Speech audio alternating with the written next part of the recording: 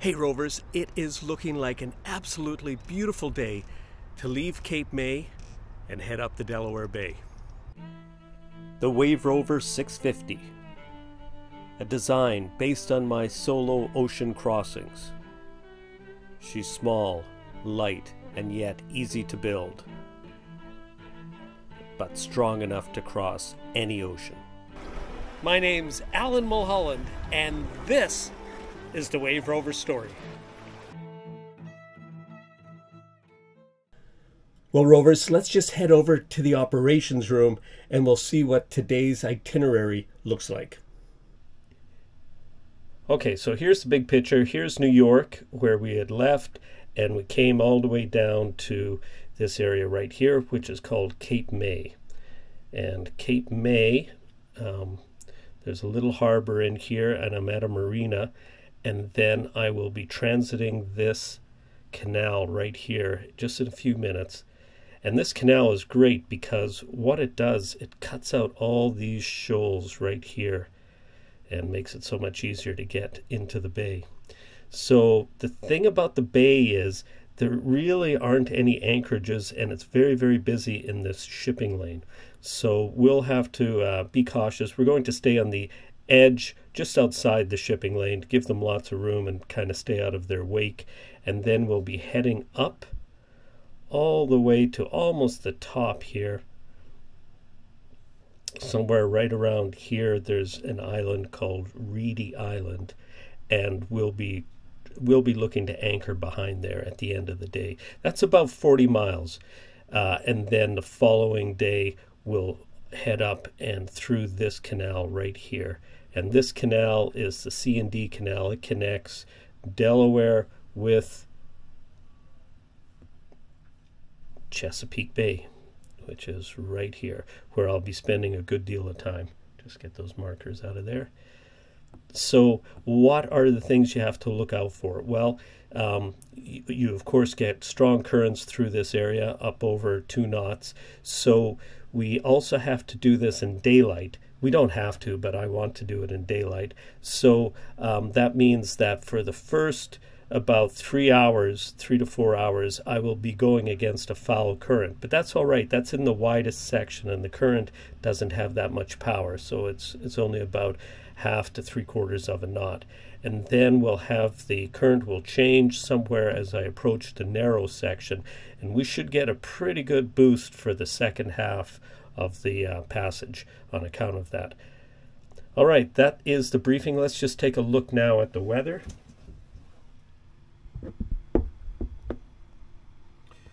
Okay, get ourselves a little closer there. Okay, so here we go again. We'll I'll just zoom out, give you the bird's eye view. So this is just get rid of that. This is New York up here. So I came down the coast and came to this little spot. That's Cape May, and we don't need it that big. So in Cape May, let's just see what the wind is right now. The wind is 4 knots. And actually, sorry, that's not right now. This is right now. It's 7 knots, and it'll be on the beam. And then when I advance this forward a little bit, by about 1 p.m., we lose the wind. So we have about 4 hours. So in the wide section here, I should be able to use some of that wind to get a certain portion of the way up.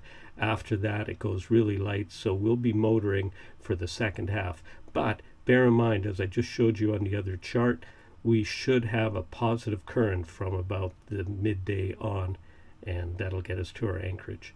All right, that concludes our briefing.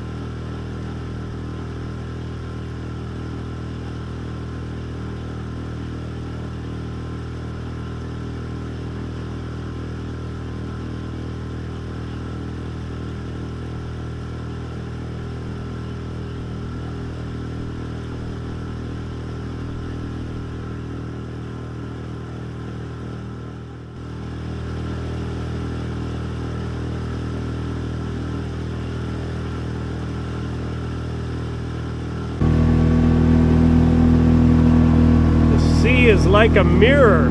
Absolutely no wind. You know, when we checked windy and predict wind before leaving, we were expecting about 8 knots. But now it just materialized that there's absolutely no wind. So we're currently making about 4.5 knots with the engine.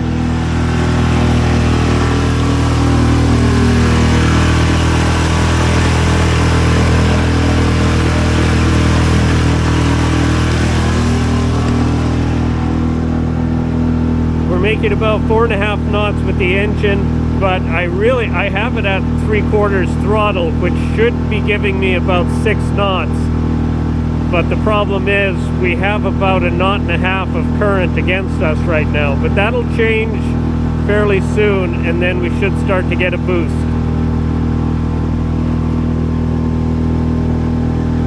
Called sun dogs. There's one right there, there's the actual sun, and then there's another one right over there.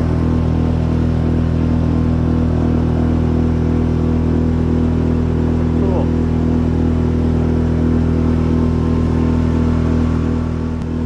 And that's my lead mark right up there. I don't know if you can see it, but I believe it's a nuclear power plant. And I've been able to see it for about the last 30 miles.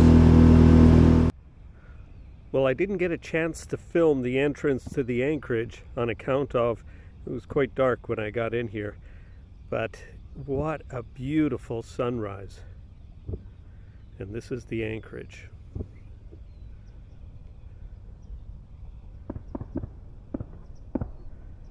And just that direction right there is the C&D Canal. In fact, you might be able to see it. There's a big ship just entering into it right there. So it's quite exposed, and I would imagine if there's a lot of wind, you would be exposed to it. But on the other hand, it's just a beautiful place to spend the night and really breaks up the trip. And my friends Mike and Shirley on Pellerin right there, the only other boat in the anchorage. The one thing to note is it's a little bit tricky getting in here. There's a small opening and you really have to pay attention, and if at all possible do it in daylight, because there's really only one light on the starboard side of the entrance to this. The other side is just a day mark, and it's very, very narrow, and there are dangers either side. Many boats have run aground. And one thing I didn't see until after I got the hook down was there's a number of dolphins right here, dolphins in the form of piles, and but I'm like 300 feet away.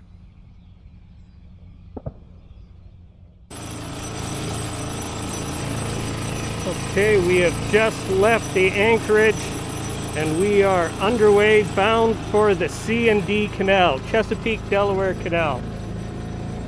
Just up here where that tug and barge is, that's the entrance.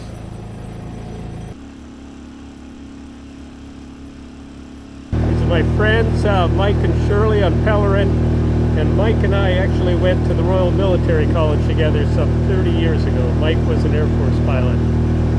Very cool to meet up with them again after all these years.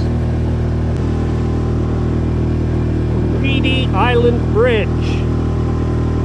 Plenty of height here.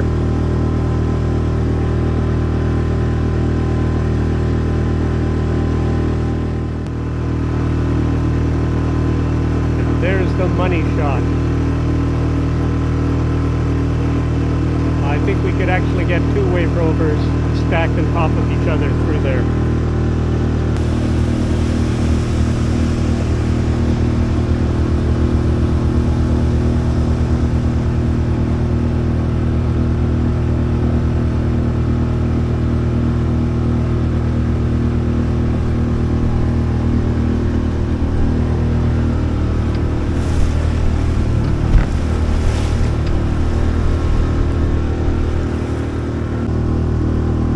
St. George's Bridge, and then just beyond is the Chesapeake Delaware Bridge. Looks like a fairly new one. and of course the St. George's Bridge. I'm not exactly sure what they're doing. There seems to be a bit of construction underway. I'm not sure if it's construction or deconstruction. Beautiful old bridge, very elegant really.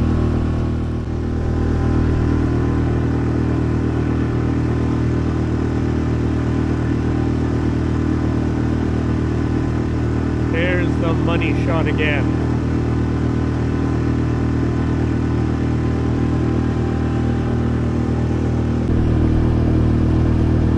Delaware Chesapeake Bridge. Very nice, very modern.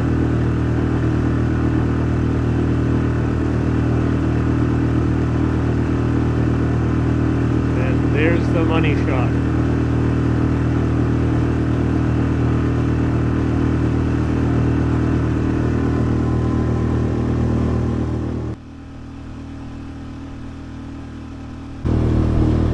This is the Conrail Bridge. It's a railway bridge.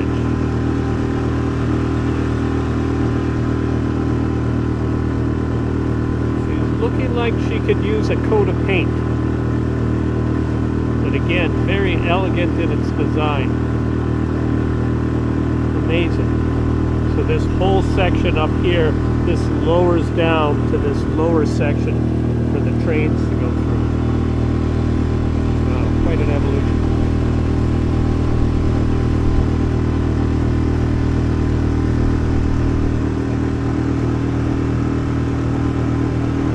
There's the money shot. And this is our last bridge, Summit Bridge. After this, we should be right clear as far as vertical height goes to get to Chesapeake City.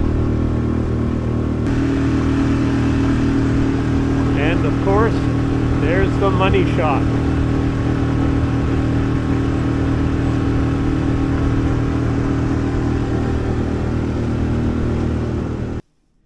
If you find these videos inspirational, educational, or just plain old entertaining, consider becoming a patron. There's a link in the video description and it doesn't cost you anything to check it out. Ahoy! It's full. Surprising that this stuff is in here. Yeah. But it's Friday.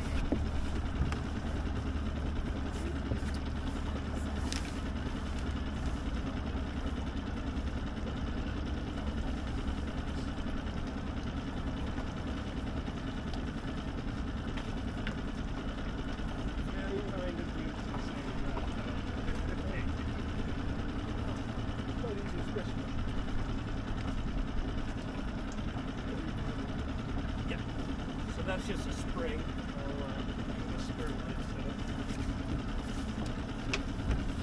One or two springs.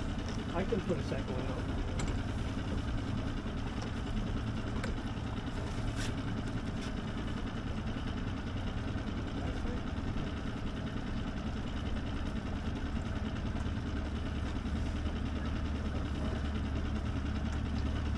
All right. Oh, you're on camera, by the way. You're on camera. Again? Yeah. You guys look good though. 10 minutes.